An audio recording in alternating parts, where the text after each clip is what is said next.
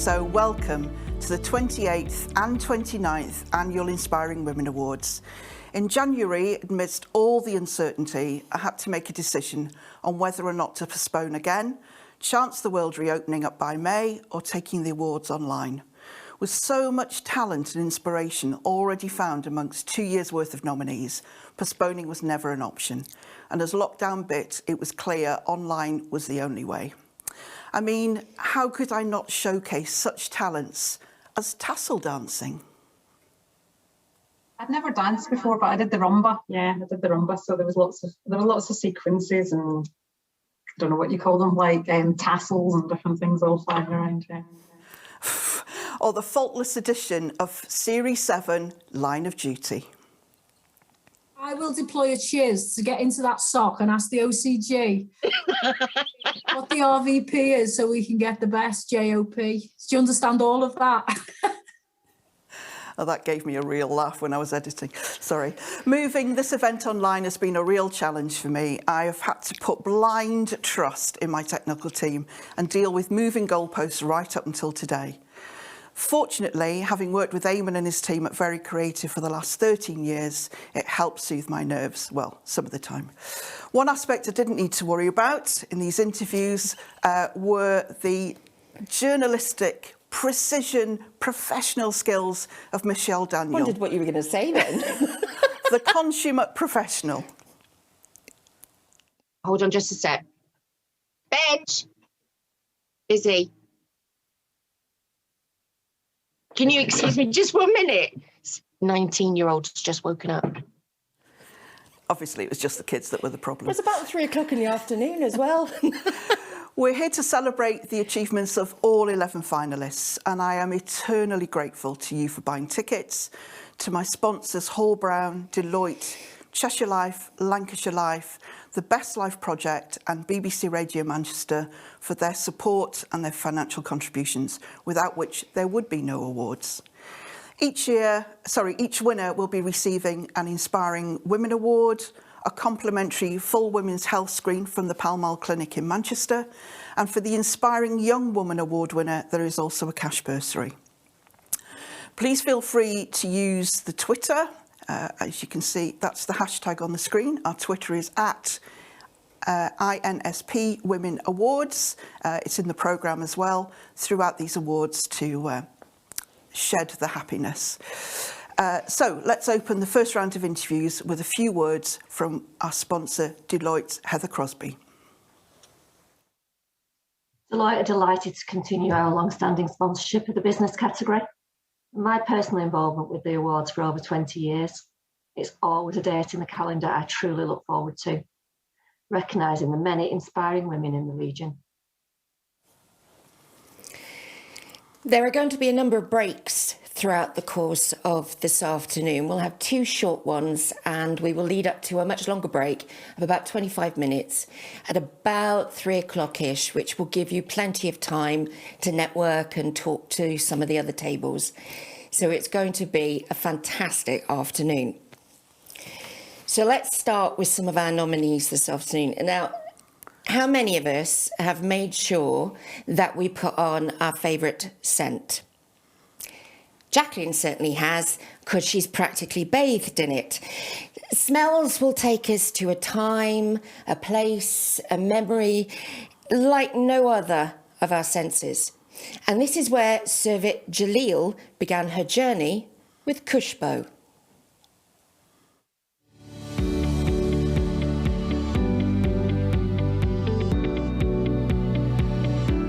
So tell us a little bit about Kushbo, because the journey to launching the range was potentially could have been quite a difficult journey.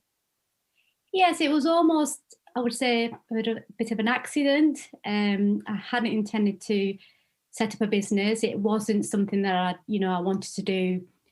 And it was an accident. I was in hospital. I had a long-term illness. And my husband had brought in my toiletry bag and there was a beautiful little bar of soap in it, and I had a wash in a horrible NHS shower. But the soap just kind of took me away because the smell of it was just so beautiful.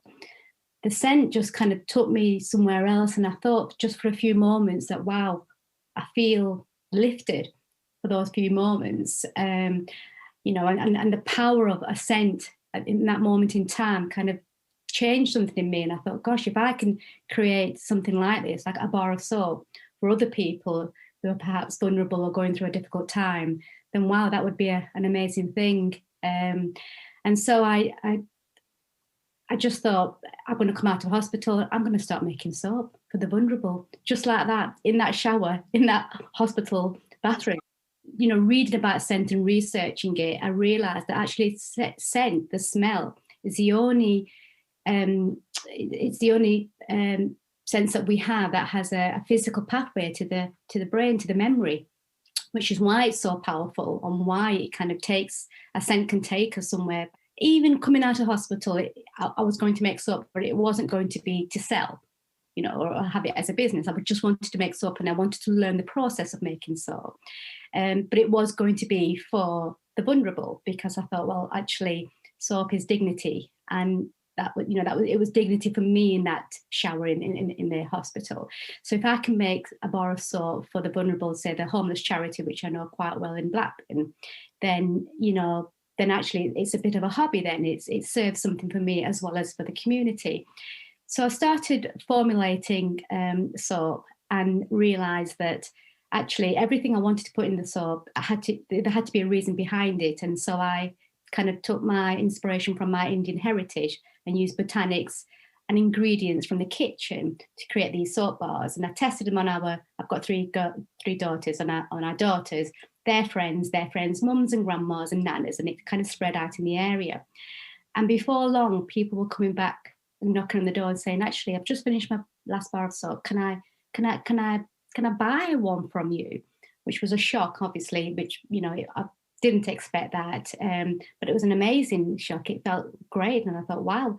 But it happened quite often. And then a local gallery asked if they could stock my soaps, which I suppose was the start of a real business, if you like, about having stockists and having customers come in and buy the products. So that's kind of how it happened. But you've kept that link with the community as the company has established itself. You still stay committed to your basic reasons for setting it up. Absolutely. The core of the business is the giving. So from day one, it wasn't about selling to customers in shops. It was about donating, making soaps for the vulnerable. So that is very central to what I do. And I'm really pleased that I've kind of expanded that. So for every soap that I sell, I donate one to the vulnerable. And that's across 3 charities. So that's the Blackburn homeless charity called Night Save. And then there's a women's refuge in Manchester called Emmeline's Pantry, and then various food banks. And last summer, I also donated hundreds of soap bars to the NHS frontline staff at Blackburn Hospital, for those staff that were staying on site and couldn't go home. It was just, it was just something special for them. And I suppose a lot of people could argue that, well, actually, it's just a bar of soap, and what difference does that make? But in fact, I've heard firsthand that it can make a lot of difference. It's that feeling of freshness. It's a feeling of somebody cares. Somebody's made this for me. Feeling clean. And we all feel better after a shower. It's just kind of that renewed sense of confidence as well. So yeah, it's great that I've kept it. From where it started, and I'll never ever move away from that. If you were to win, what would it mean to you? Oh, it would mean a great deal, especially because I've read and heard about all the other fabulous ladies here. And for me, I'm always drawn to strong women like yourself, but it's not just strong women. I always find that strong, inspiring women usually have had a very challenging background. They've gone through, probably more than you think that you've gone through. So for me, I'm drawn to other strong women, other inspiring women. So, winning would be absolutely amazing. But just being here is just, I'm just full of pride, really, because, it was my daughter that put my application in, which is great. So that alone, I suppose I can say that I've won. That the fact that she thought that I was good enough to be entered into this. So yeah, it's all good. I mean, it's great to be here.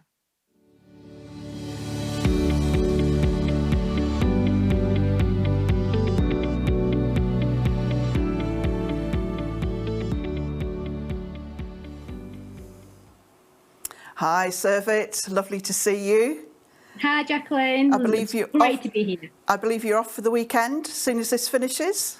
Yes, we're off to Wales with 6 girls, so it should be good. Well, I hope there's somebody in on Saturday, because this is in the post to you as our Entrepreneur Winner 2021. Congratulations. Oh my gosh. Really? Well, I'm not going to take it away from you, am I? Oh, that's amazing. So it's in the post today. Hopefully it'll be there tomorrow. So whoever's at home, get them to listen out for the post. Congratulations. Oh, wow, that's thank you so much. That's, I was just saying to Michelle that just being here is inspiration enough for me, but to receive that award, I'm overwhelmed actually. I don't know if you can tell. Just didn't expect it. Reading about every other finalist has just made me think, wow, to be here is, it's something else. So thank you so much. I'm over the moon. Well, it's great to see an ethical business do well, Servit. Oh yeah, it's great to be recognised actually, because it is very difficult to keep those ethics and values going on a daily basis, because the ethics and values don't always make money. For me, it's not about that. So to be recognised for the ethics and values mean a lot to me. So yeah, thank you very much. Congratulations. Yay. It was a brilliant winner, and I bathed in the lavender soap last night, so my skin is as soft as a baby's backside. Now, talking of bottoms, my job is not a very hard one, let's be honest. I get to sit on my bum and I get to talk to fascinating people, and I maybe have to do a bit of fancy footwork as far as the mental agility is concerned, just to keep up with some of our inspiring women. But that's nothing in comparison to some of the stories that you're going to be hearing today. Talk about busy women. For instance, meet Claire Marie Borgiano.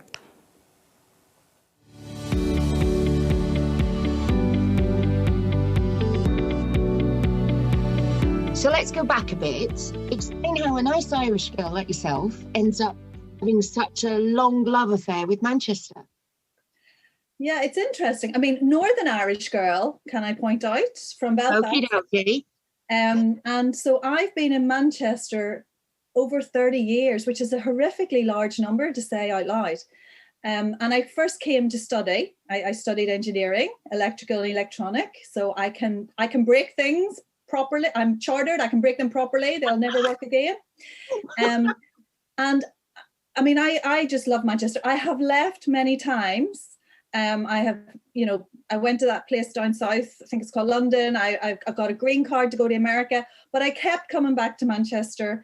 It might be something to do with the fact that my husband's from North Manchester, from Austin. And I've just loved it. It's been fantastic. Whether you're a student or a young professional or a parent, there's always something to do. It's a fantastic city. And I now have 3 Mancunian teenage boys. So, this is as good as my Mancunian accent's going to get. I'm impressed. It's sorted. Sorted. So you're a mum of 3. Well done. I've got 2. That was enough. Thank you very much, both boys. But your list of other credentials is extraordinary. We've got, in no particular order, obviously engineering being your background.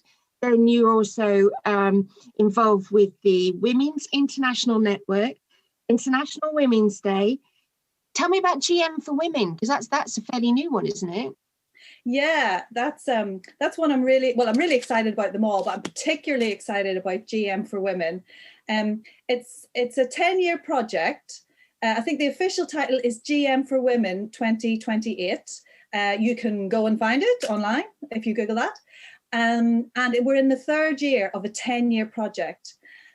We're looking at deeds, data, and determination. And it's led by the most wonderful person, Helen Pankhurst.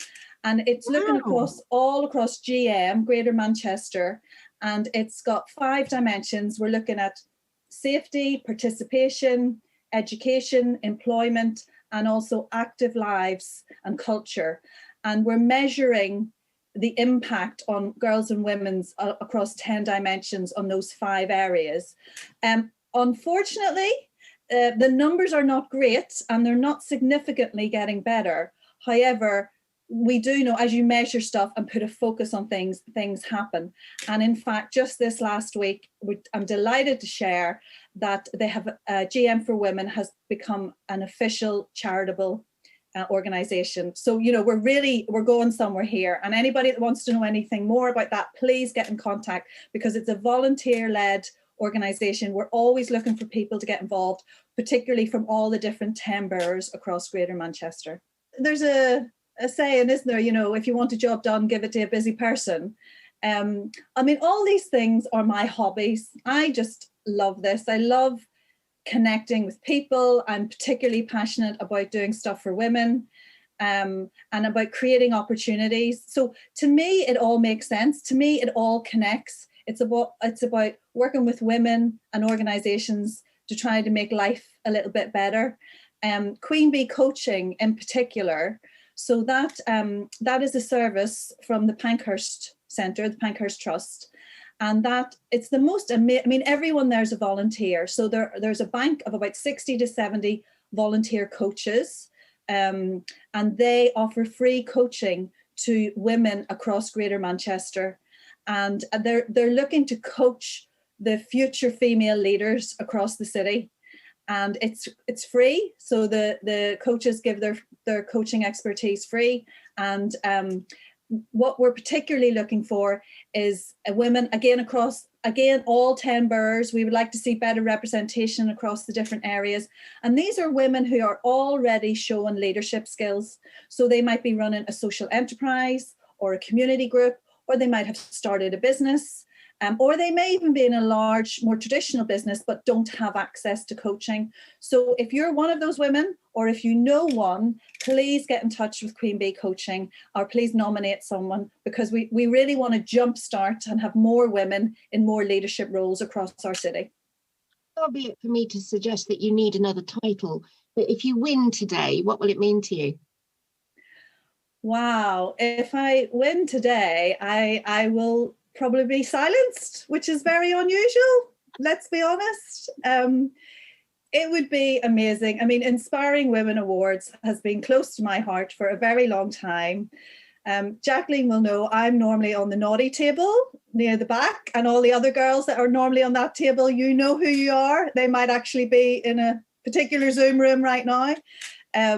So it would be an honour, and I would like to think I could use it to do more and encourage more women to do more with that.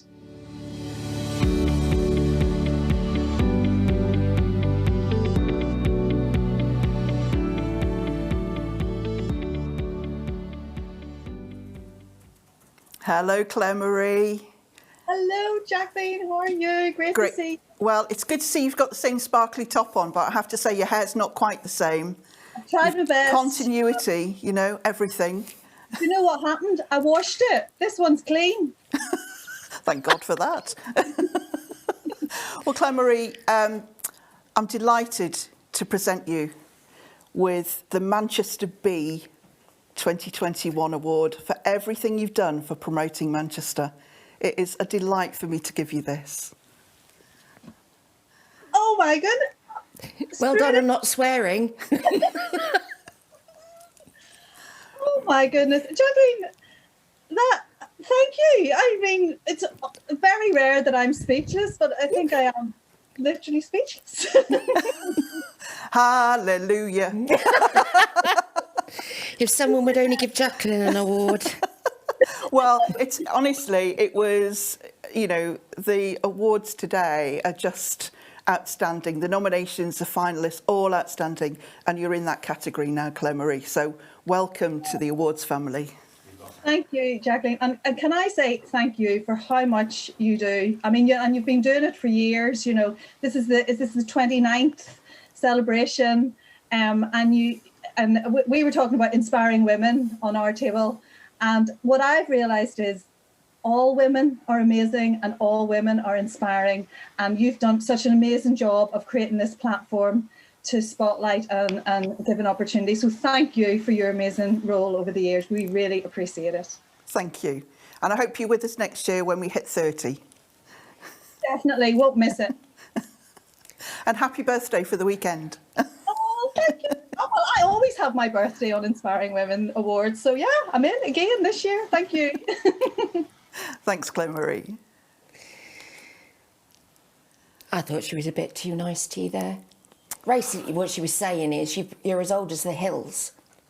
No, she wasn't. She was saying, I'm She'd wonderful. already won. She didn't need to give you all that flannel. So I'm going to mention a name to you now that you really are not going to forget. And that name is Grace Vella. Now, this young woman is uniting women and girls around the globe with her sports brand, Miss Kick. Here's why and how.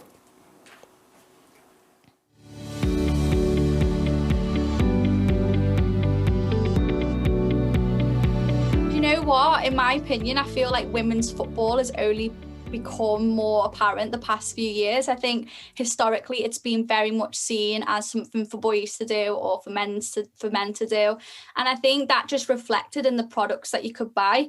So I think, yeah, it's why not? Like, why wasn't there products for girls to play football in? It's a very good question, and I think it's something that, as a young girl growing up, it's something that I came up against. It was almost like women's football was a second thought, or it was seen as second best, or it wasn't really front and center. It was almost like you had your women's team were just sort of there because you sort of had to have a women's team. There wasn't really much support around it. And I think that's what I'm trying to change with Miss Kick. It's about putting women's football front and centre for once and giving girls that voice, that platform, that brand that inspires them and that they can look up towards. So yeah, it's a strange one. I think what's quite interesting, and when you look at the history of women's football, is that it used to be really, really popular in the war. I don't know if you know about that story, and they filled stadiums full of people to come watch the women's game, and then it got banned again. The FA banned it and said it wasn't appropriate for girls to play, and then we've had to build our way back into the game again. But it's a really exciting time, I think, for women's football. I'm almost a bit jealous that, like, I'm not 5 years old now coming through. I caught like the tail end of the growth, but it's really exciting for these young girls now in the country, I think, to be getting involved in the sport.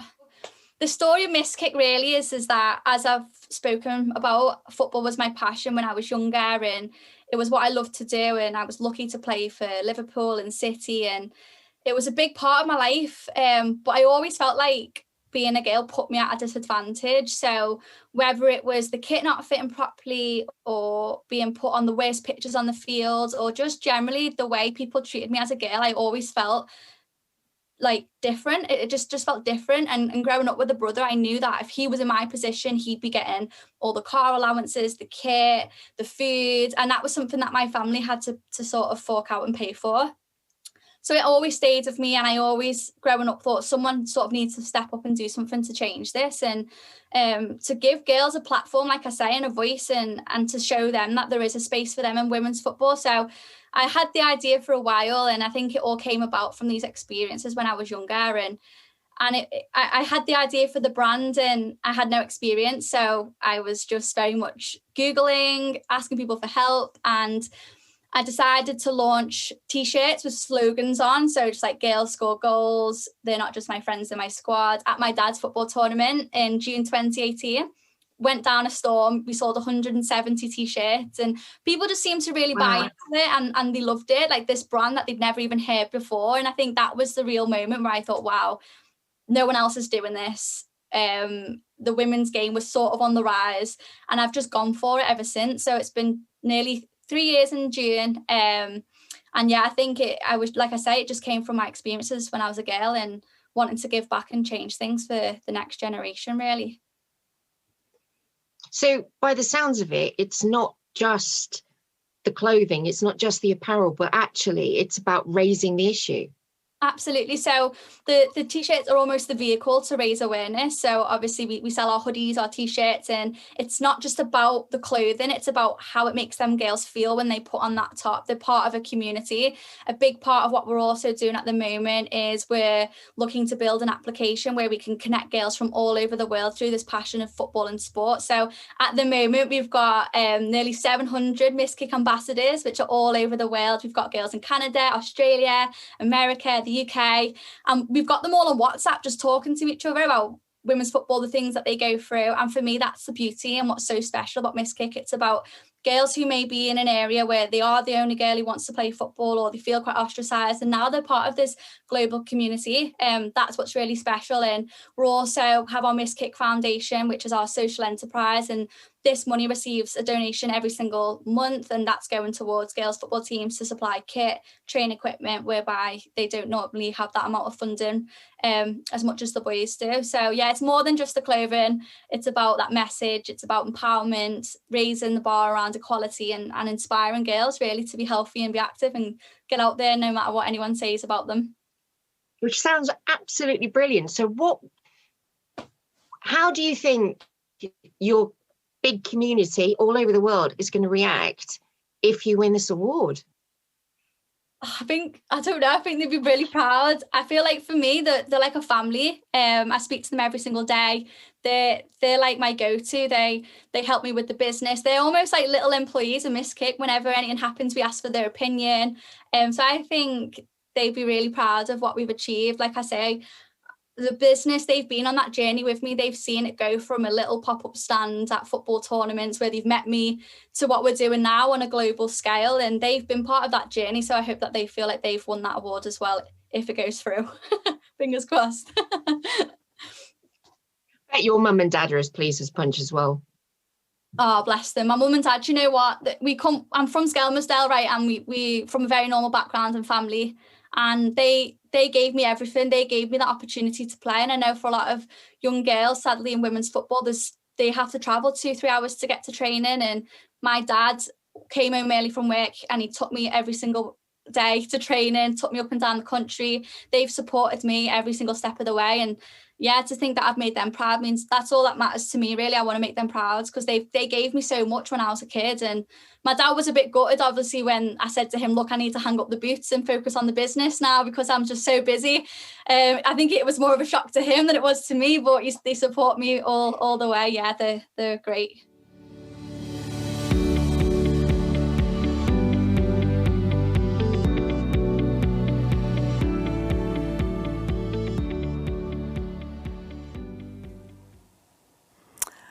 Hi, Grace. I can't believe while we were waiting for that to finish that Michelle mentioned the Gail word because all the way through doing your things, it's like, don't say Gail, don't say Gail. It's Grace, it's Grace.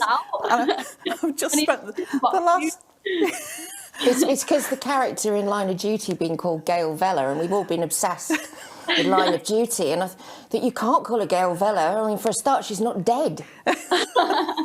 Far from it. And Grace, you know, what a fantastic story you have. What drive and determination. On it, you take my breath away, actually. And for that reason, but for more, we're delighted that you have won the Inspiring Young Woman Award 2021. Thank you so much. It means so much to me. Thank you for recognising. I bet your mum's glad she got back from shopping on time. I'm trying. Mum, come into shot.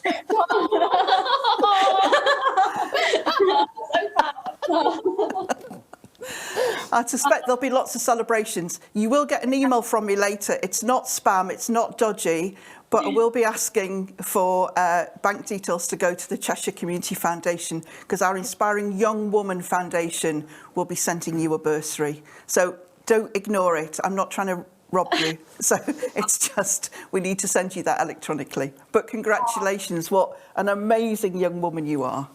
Thank you so much, and thank you to Jenny Johnson for giving me the nomination. And it's just amazing to be up against so many inspiring women and to be a part of this event. So thank you so much for the platform, and yeah, just giving us girls and women in sport a voice and an award. So honestly, I'm blown away. Thank you so much. Oh, lovely.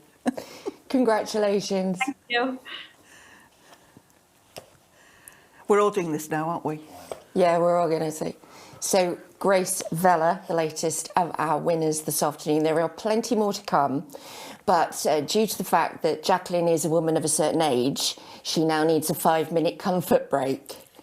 And I'm hoping it's not like the last one, which came back with her dress tucked in her knickers. So we will be back very shortly